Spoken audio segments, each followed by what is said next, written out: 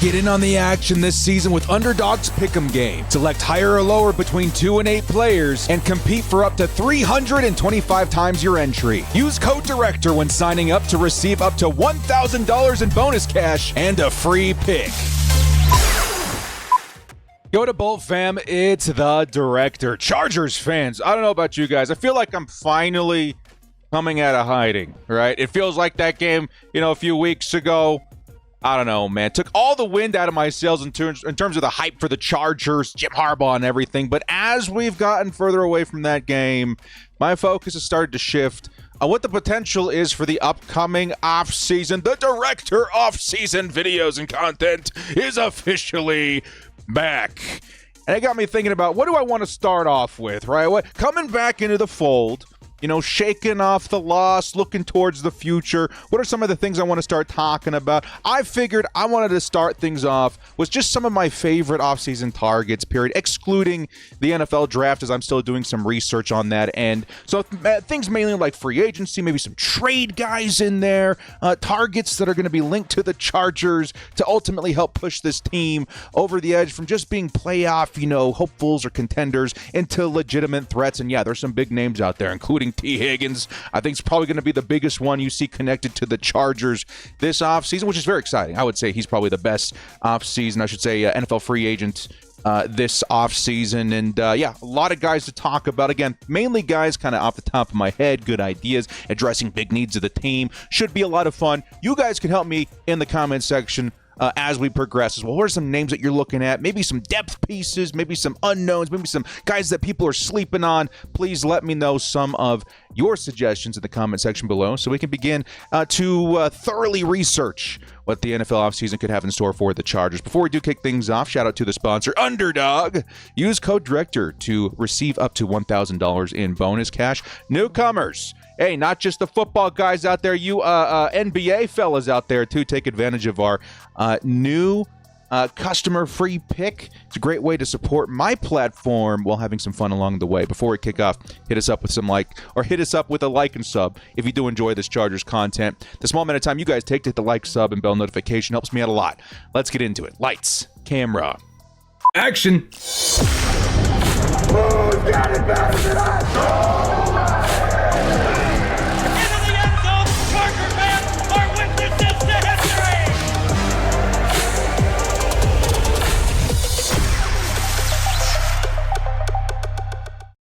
My favorite off-season targets for the Chargers. Again, this is kind of off-season, off the top of my head. How you guys holding up, by the way? I was not very courteous asking you guys on the top of the show. How are you guys holding up after everything that went down a few weeks ago? Are you looking towards the future like I am? I'm hoping this video helps. Okay, because now getting to think about this sort of stuff, me consuming content as a content creator is also very important. I've been watching videos, reading articles, just kind of hyping myself back up as to what's coming up in this off season. And honestly, guys, I think we're in for a really fun ride, considering just how well the Chargers off season was executed last year with Joe Hortiz, new GM. We had, of course, Jim Harbaugh coming in. I feel like with all the resources, the limited amount of resources they had, they did a fantastic job. Fast forward to 2025, what does Jim Harbaugh say? The worm has turned, and the situation financially, draft pick wise, drastically different. The Chargers, who were strapped for cash last season,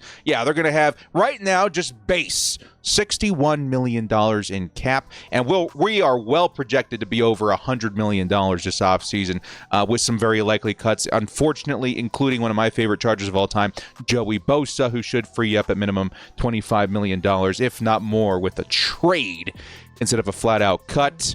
So the situation's a lot better this season, which allows the Chargers much more valuable resources to do even more than they did last season, which, again, with the limited amount of resources they had, they went out and made some pretty decent moves despite not signing some crazy big names. You know what I mean? Some of the free agent acquisitions from last season. Tierra Tart, kind of a troubled, football player going from team to team. He had a really nice, flash with the Chargers in a depth role, rotating in as a really nice defensive lineman. Poona Ford, another defensive lineman that needs to be re-signed with the Chargers. Heck of a season for him. J.K. Dobbins had an awesome comeback player of the year caliber season. Defensively, you had Christian Fulton and Elijah Molden, a great trade. It just feels like, again, the season season ended on a very high note for the names that the Chargers did bring into the organization, and these weren't necessarily even big names because we just didn't have the means to afford them. Now, the Chargers, the situation much different. You have to expect with some bigger names, some more well-known talent in the NFL, that even bigger results are to come. And hey, the Chargers' result last season with the limited resources, 11-6, playoff appearance, 5th seed. I think we definitely have a lot of potential for this upcoming year if we do indeed sign some of these big names that at least I'm targeting here early. Maybe this is the new, not Coupon Tom, but, Joe Ortiz version of let's go grab a guy and build him up and elevate them and turn back the clock and make him a relevant piece in the NFL again. Or maybe we see something a little bit different, a little bit more tuned to his previous team, the Baltimore Ravens. Let's go get a guy. Let's make the team as strong as possible and strengthen some of the core, fundamentals of what we want schematically. And yeah, a lot of things that we can do. So let's start things off with the obvious one, T. Higgins. Everybody, you're going to hear this from not just myself, but every Chargers content creator out there. You see news articles and blog posts and all sorts of things revolving around T. Higgins, the former Cincinnati Bengal who is likely leaving to free agency, coming to Los Angeles to play with Justin Herbert. This is maybe one of the best fits you're going to see in all of free agency. Of course, T would do well in very many different environments, as there are a lot of really good quarterbacks in the NFL. I would say he should land somewhere with a top 10 quarterback in the NFL pretty easily. But Justin Herbert offers him a very unique situation. The Chargers do not have a number one, at least bona fide, a traditional number one wide receiver on the roster right now. And what I mean by that is, a lot of the guys that we have out there are kind of like in and out slot guys. Just imagine the potential of a Ladd McConkey, who was our current number one, who fantastic rookie season, and he's going to be a superstar going forward. But you want to pair him with one of those bigger prototypical wide receivers. T. Higgins, 6'5", got the speed, got the route running, has the hands. You know what I mean? One of the biggest things the Chargers need right now are hands. We need hands at the wide receiver position. T is premium stock at the wide receiver position. And the Chargers are actually very likely to be looking into this. And I would say the odds of them signing T. Higgins are pretty good. If you're a fan of this move, you're a fan of the Chargers, nabbing a star wide receiver, unfortunately out with the old and Keenan Allen, Mike Williams, and with the new Ladd McConkey, T. Higgins, this is a pretty realistic thing that could happen. Sure, it would be expensive. T. Higgins would cost upwards of $30 million a season. But again, hugely talented, only 26 years old. I think going into the season, 25, 26 years old. He would have a long career with the Chargers. And honestly, what move could the Chargers make offensively right now that would be more impactful than T. Higgins? I don't think anything. Outside of maybe signing 3 of the best interior linemen in the NFL to the position, I just don't see anything topping this move. So this is one that I 100% endorse. I want to see T. Higgins in powder blue next season. He would be an awesome number one target for Justin Herbert. He would unlock even more potential of guys like Ladd McConkey and even Quentin Johnston. This is a huge move to win the Chargers, a playoff game this season, contend for the AFC West, be a Super Bowl threat going forward. T. Higgins needs to be a Charger, okay? But that's not the only option. There's going to be more options out there. The Chargers, of course, would be very wise to address the wide receiver position this offseason. Of course, we saw the consequences of just leaning on Ladd McConkey solely. Of course, Ladd having a stellar season did reflect probably the season's biggest problem in the postseason performance. And what I mean by that is the results of that game were Ladd McConkey with 200 yards, and then everybody else combined, I think 5 or 6 other receivers combined, only totaling like 45 yards. That can't happen going forward, okay? Wide receiver, big priority. It'll help us win more football games. Ladd's a great producer, but we need to win more football games, so we need more talent at wide receiver. Another option I'm seeing a lot of Chargers fans looking towards, and a lot of other teams needy at wide receiver this season, is Chris Godwin, who's a little bit of a riskier move. If you're that kind of, football roster constructor, maybe Joe Ortiz is. We've seen it in seasons past with guys like J.K. Dobbins, who, of course, I didn't mention, Chris Godwin coming off a season-ending injury is a bit concerning. It's something that in seasons past for Chargers fans would just be an automatic no. This is a team that's already suffered plenty from very, high-caliber players going down to injury. Do we want to add even more risk of that happening again? Kind of up to whoever's, in charge of keeping the players healthy, our GM, his confidence in Ben Herbert, strength and conditioning guy, and also, what Chris Godwin's situation is medically. We don't know that for sure. If things clear out and the Chargers are confident in his availability moving forward, this is definitely one of the best options that you can find in the offseason, whether it be free agency or the draft or whatever. Chris Godwin is a heck of a talent, right? And he's going to be much cheaper than a guy like T. Higgins. T. Higgins, $30 million a season. Chris Godwin would be probably in the range of like $20 million a season, which, mind you, still very expensive, but, he's still young-ish. He's, 27? Somewhere around there. Great route running, still great hands. We saw the production in Tampa Bay, right? Like a very, very good option in free agency. But again, riskier coming off of injury. And probably the bigger issue for me is that he's less of a fit. Now, I'm not going to stop that. Or I'm not going to let that stop me, or rather should say, from signing a great talent, right? Of course, the Chargers already kind of have a few slot guys on the roster. Ladd McConkey operates great in the slot. Quentin Johnston probably, operates at his best in the slot or even underneath. Chris Godwin, I would say, is maybe primarily a slot receiver as well. I would imagine he plays around 60%, if not more, of his snaps from the slot. And do the Chargers want to double down on that? How are you going to manage to move things around? Is the fit there? Those are questions that maybe move me off of Chris Godwin a little bit more, but hey, the cheaper price tag, the need at wide receiver, the talent at route running and hands, which is definitely something the Chargers need right now, all things that are boxes checked in my endorsement to sign a wide receiver. But of course, above all these other moves at wide receiver, T. Higgins is number one. All right. What about a sneakier move? And this is something that I've been talking a lot about in recent weeks as the Chargers fandom is gathering around the idea of adding another pass catcher. What about this? Okay, and again, T. Higgins above everything else, but what about another idea here? The Chargers, instead of spending massive money on T. Higgins, big money, I should say, at wide receiver, period, and bringing in another wide receiver one to play alongside Ladd McConkey, what if we, again, hang in there with me, what if we lean in on the Ladd McConkey wide receiver one idea and instead sign a very capable wide receiver 2, and then use the resources that we would have used on, let's say, a T. Higgins, and instead go sign a premium pass catcher at the tight end position? So think about it this way. T. Higgins, would you rather have T. Higgins or a guy like Darius Slayton and a premium tight end? In terms of, like, let's say trade, like, Mark Andrews or even Kyle Pitts, or an idea kind of like that. Because I think Justin Herbert would thrive with a really good tight end. Doesn't mean we can't get T. Higgins and a good tight end. Of course, that would be the ultimate option to help this offense out.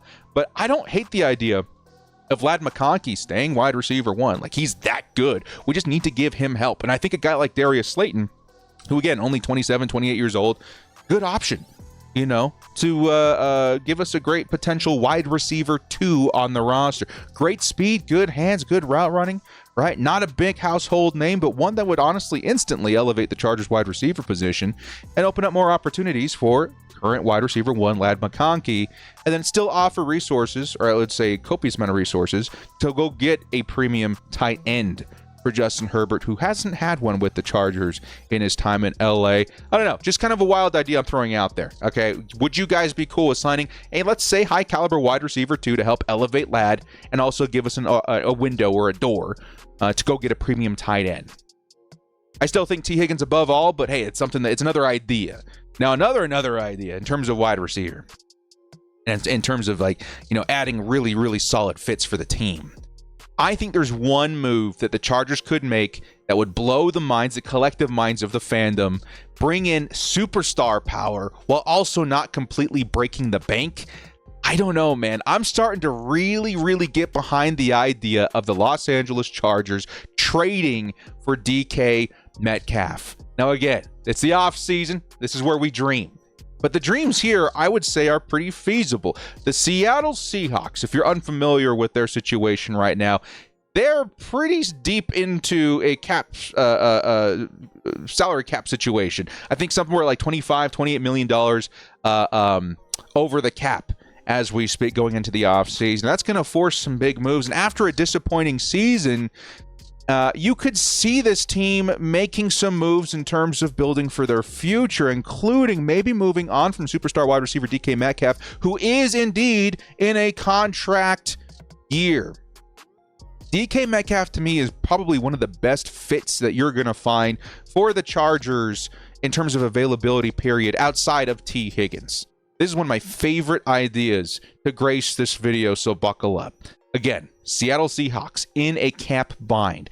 He's in a contract year. Would it not be enticing for Seattle to get a phone call from Joe Ortiz? Yo, GM of the Seahawks, I got an offer you can't refuse. We got a third-round pick with your name on it. Send us over the cap and valuable assets that would be DK Metcalf. You know what I mean? The services that DK Metcalf would bring. Send us over DK Metcalf for even a second-round pick. I say the Chargers would not be a bad idea because of the situation. You would instantly put this Chargers wide receiver core in. DK Metcalf, 27 years old. These are the prime years of a wide receiver. I don't think Seattle wants to get rid of him.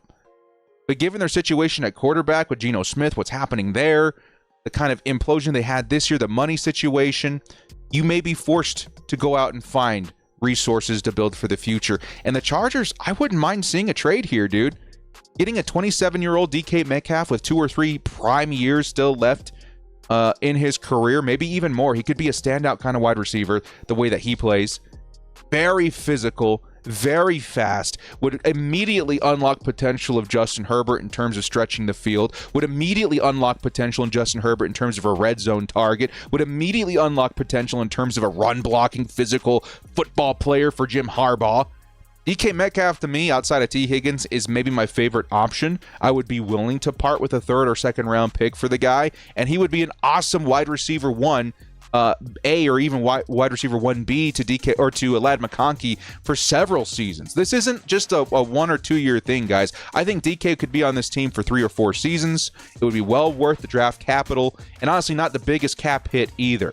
In a trade, the Chargers would take a $10 million cap hit. There are $7 million in void years that would have to be accounted for as well. But certainly the kind of numbers that you're willing to pay a wide receiver 1 and then negotiate further in terms of how you want to extend him to keep him on the roster going forward too. Love the fit. Love the idea. Huge potential for the Chargers to pop at wide receiver with a trade for DK Metcalf. Now, one thing I'm going to get asked a lot about in terms of wide receiver, I'm going to lightly graze on it for just a second, okay? I get asked all the time about this guy right here, Tyreek Hill, which, of course, a lot of you have heard by now, is basically saying sayonara to the Miami Dolphins. Goodbye. We're done. He wants to move to greener pastures where he can, compete for a Super Bowl. And honestly, the Chargers are becoming a very, coveted destination for aging vets, for guys that want a second chance and have a chance at a championship, seeing as how the Chargers handled all these guys coming back into the NFL and seeing a playoff push this year. Guys like Tony Jefferson, who came out of retirement, Marcus May, all these guys, coming to the Chargers looking for that second life. And Tyreek Hill would be very wise to be going towards the Chargers for an opportunity here. And it's something that we're seeing a lot of evidence behind that he wants to do. Seeing him react to the Chargers being the number 1 destination for him. We've seen him, excited, the eyeballs and all that kind of stuff in being linked to LA. That's cool, but the situation is complicated. The trade for Tyreek Hill financially does not make any sense. The Chargers would take on like 30 plus, maybe $35 million in cap for 2026. The deal has a lot of money tied to it even beyond that. It would require, at very minimum, a restructure and a pay cut on Tyreek Hill's side. He's already 30 years old, going on 31. He had a very down season. It just all feels a little red flaggy to me. And honestly, if we did end up signing him, I would be kind of excited. But, I don't know. It's one to think about. The Chargers really need to find some stability at the position, and that situation just doesn't seem very likely to me, where the Chargers had a really good wide receiver in Keenan Allen and didn't want to pay him anywhere near the money that we would have to pay Tyreek Hill around the same age. So those are my thoughts on that. All right, lightly to touch on some other positions because wide receiver is probably the biggest one that we had to cover in today's video. Some other really big positions that the Chargers need to address. Let's go ahead and talk a little bit about tight end, or I should say cornerback. Let's start with cornerback, actually. The Chargers, with the whole situation of Asante Samuel Jr., what's going on there? Well, speculation would suggest that the team may be a little bit hesitant in Asante Samuel's tackling ability. We saw a lot of struggle there from Asante, unfortunately, these last few seasons, and it may be something that just doesn't fit the Jesse Minter way. You know what I mean? There is a cornerback out there, though, by the name of Byron Murphy, who would really fit the fundamentals of this defense. Tough, physical, good tackling, hard hitting. Byron Murphy, great coverage guy as well. Saw a pretty great season with the Minnesota Vikings. I think contract expired, looking to be a free agent. This is a guy that I think, would cost upwards of, $16, $17 million a season, and one that the Chargers should consider, pairing up with some of those rookie cornerbacks that have done an awesome job in their rookie year with Cam Hart, Tarheeb Still. Let's pair him with a veteran like Byron Murphy that really does bring the emphasis of what the Chargers want in their system defensively, and let's rock and roll. So Byron Murphy, definitely one that I have my eye on. Now let's move into the tight ends. Now, let's be clear here. I think the Chargers have a very obvious move at tight end that we all want to see. But again, we're not covering the draft in this. I'm still doing some research there, and there's some guys that, per position I want to cover that I think would get you guys absolutely jacked. Tight end doesn't have as deep of a pool, but there are a couple of guys that the Chargers are going to be very closely linked to. The first one being, of course, Colston Loveland. I do believe the Chargers are very likely to land Colston Loveland in the NFL draft this season, but tight end is a position that rarely pops in their first season. Of course, we're seeing it recently. Of course, Brock Bowers, a very unique talent, led the NFL in terms of rookie receiving, stats and offensive rookie of the year, all that kind of stuff. Definitely impressive, but that's definitely not normal either.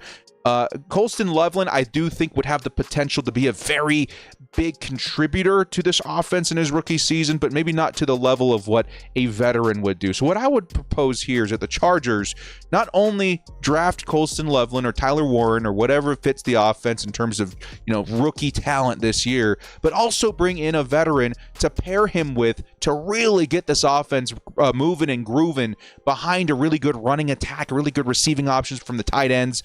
And for that, I'm going to say again, this is not a new thing on this channel. Mark Andrews, dude, who honestly had one of the worst plays I've seen this offseason. Of course, the Ravens dropping that game with the Mark Andrews 2-point drop definitely makes your stomach turn, and it doesn't feel like something that Chargers fans are going to want to see on the roster after something that dramatic. But let's be clear here. One play does not define the player. Mark Andrews is still a premium tight end, and it really feels like this may have been Mark Andrews' last season with the Ravens for a couple of different reasons. Maybe that being the icing on the cake, for John Harbaugh and his staff over there. As they do have ascending talent like Isaiah Likely at the tight end position that would take over in 2025. The first reason I think the Ravens are moving on from Mark Andrews, the cap is very tight in Baltimore. Again, they have the ascending talent at tight end, and it's something that just feels like if it were to happen, if they were to let him go, the Chargers would scoop him up immediately. It's something that I would really be very excited if the Chargers were to make that move, and if he were to land in our lap, because this is a move that would dramatically shift Justin Herbert's weapon situation right off the bat. We've actually seen Justin Herbert play with Mark Andrews. The very last Pro Bowl that featured an actual game, Justin Herbert, Mark Andrews went bananas together for the AFC, and it's just honestly, again, something that feels very right. Justin Herbert needs a tight end option that's going to open up, options in the red zone in terms of targets there, in terms of, a safety blanket kind of guy. It just really feels like Mark Andrews, Justin Herbert needs to happen. And despite the drop and despite a lot of the early season worries for Mark Andrews, he still produced 700 yards, 11 touchdowns, right? I don't know, man. Feels like a good move here for the Ravens. They're again tight on the cap. I think they have $5 million or so to work with. They got a lot of guys they got to bring back. Mark Andrews would be an $11 million cap relief move for them. and the Chargers would be able to adopt him and bring him into a situation that he would very much so feel comfortable right away and give Justin Herbert an awesome option on offense. Would love to see that happen, as well as a rookie tight end drafting talent like again Loveland or Warren or one of those guys to pair up with Mark Andrews as they pass the torch later on over the next couple of seasons. I think it would take 1 or 2 seasons for Colson Loveland to be the number 1 guy. Very similar to the way the Ravens are handling Isaiah Likely. I want to see Mark Andrews do the same for Justin Herbert in LA. All right. Long-winded, I know, but very important the tight end position addressed this offseason. One of the top priorities for me as a Chargers fan: wide receiver, offensive line, tight end is kind of where it fits for me. Now, you guys saw or heard another position on their interior offensive line. This is sneakily maybe the most important position for the Chargers to hit on outside of wide receiver. Okay, and there's actually some free agent guys out there that would really benefit the Chargers even before going into the draft and fixing that situation for Justin Herbert, who saw so much pressure and so much, trouble from the interior offensive line play, starting with Trey Smith. Young star guard, of course, a lot of us know him from the Kansas City Chiefs. One of the best guys out there in terms of run blocking. I think he was the 10th best run blocker out of all guards in the NFL, which 135, pretty big number. He's projected, yes, $20 million a season, but that feels like a new Jim Harbaugh Los Angeles Chargers move going forward. I would very much so endorse grabbing the best interior offensive lineman the free agency has available this season, and Trey Smith to me is very, very high on my priorities. And you know what? Who's also high on my priorities too?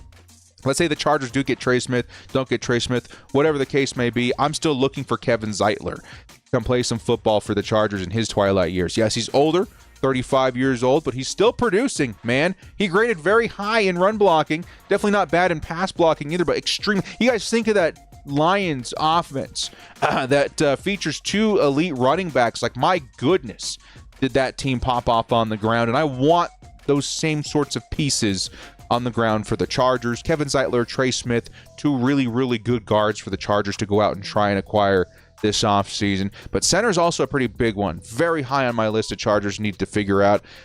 We've heard rumblings and rumors that maybe Bradley Bozeman could be returning. I don't know if that's the route I would go. I think the NFL draft, it's going to be a little bit more difficult to find your solution there, as I feel like the class to do that with was in 2024. But there's some guys out there that you could certainly trade for. I think Ethan Pochik is certainly one from the Cleveland Browns to certainly consider, as he is the man blocking for guys like Nick Chubb.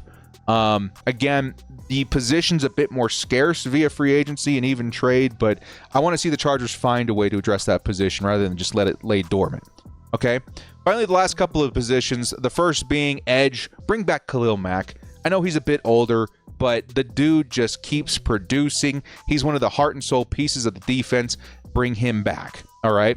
But another option I think that could be pretty interesting, maybe Hassan Reddick makes his way to the Chargers this offseason. I know some people might scoff at the idea of that because of the situation he was in with the Eagles. He's not playing. It looks bad. But, the Chargers have taken stabs on players this last season with a bit of questionable character history and straightened them out and made them solid contributors to the roster, including, I would say, the biggest one for me was Tier Tart. Would not in a million years thought Tier Tart would end up in powder blue, but there he was. And he was a great rotational piece for the Chargers. Why not a guy like Hassan Reddick, who's going to draw a little bit of attention, maybe not as much as last offseason, but could be, another elite option to rotate in with Khalil Mack, Tuli Tuipulotu. They're going to need an answer at edge, and he's just kind of one of those guys that, my eyebrows raise a little bit when I think, okay, the Chargers, last chance Chargers, are now taking shots on guys like this. This is definitely a talent that would thrive with Jesse Minter.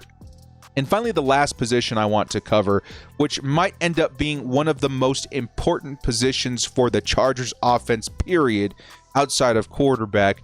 To me, at least, going forward in the Jim Harbaugh, Greg Roman offense, is going to be running back. I think running back is being slept on right now for Chargers fans. NFL fans as a whole, in terms of the kind of system that we're in, the kind of talent that we're going to lean on. I think running back is going to be vital for this team's success offensively going forward. And fortunately for us, this NFL draft is chock full of running back talent this year. One of my favorites, Cam Skattebo, out of Arizona State. Of course, you guys, if you follow me on Twitter, would know I'm a BYU Cougars fan. And so we got plenty, good lookings at Cam Skattebo, who's honestly one of the most impressive physical running backs you're going to find in this draft. And there's just so many to pick from this year. The Chargers, I almost guarantee, are going to find some talent at running back in the NFL draft. But just like Mark Andrews to, let's say, a Colston Loveland, I want to find a good veteran to pair with a guy like Cam Skattebo or, Omarion Hampton or somebody. For their rookie season. And I think guys like J.K. Dobbins honestly wouldn't be a bad idea. Hey, he saw some success this year. Pair him up with a rookie, see what happens. We would also have Kamani Vidal to rotate in. I don't know what's going to happen with Gus Edwards, but hey, J.K. Dobbins I think has earned another shot with the Chargers. Maybe if you want to go a different route, though, let's say you do want a guy that can maybe play the RB1 role a little bit, but also provide a little bit of that Gus Edwards energy. You could look at a guy like Nick Chubb, right? Who, again, injury history, a little scary, but he ended the season very strong, a little bit older, but hey, it's a temporary fix, right? To pair with a young, rookie running back or whatever, like that's honestly a pretty awesome option right there too.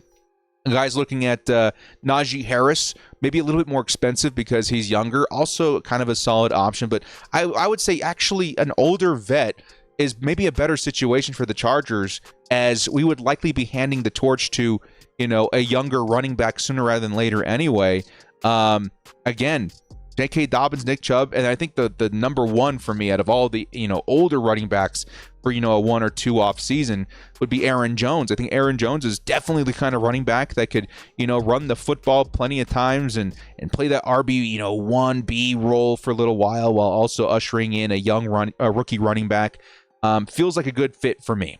But you guys in the comment section, let me know. Let me know what your guys' thoughts are. There's a lot of things to chew on this after this video. A lot of positions we kind of lightly covered on. Well, of course, through the course of the offseason, we're going to start to slowly, digest position by position, situation, weakness, draft, free agency, all that kind of stuff. But to kind of kick things off, here are some of my favorite targets to be looking at, some of the positions that we're going to be targeting, fixing, and some of the talent I think the Chargers can start chasing in terms of guys outside of the draft, while keeping in mind what some of your priorities are going to be inside the draft as well.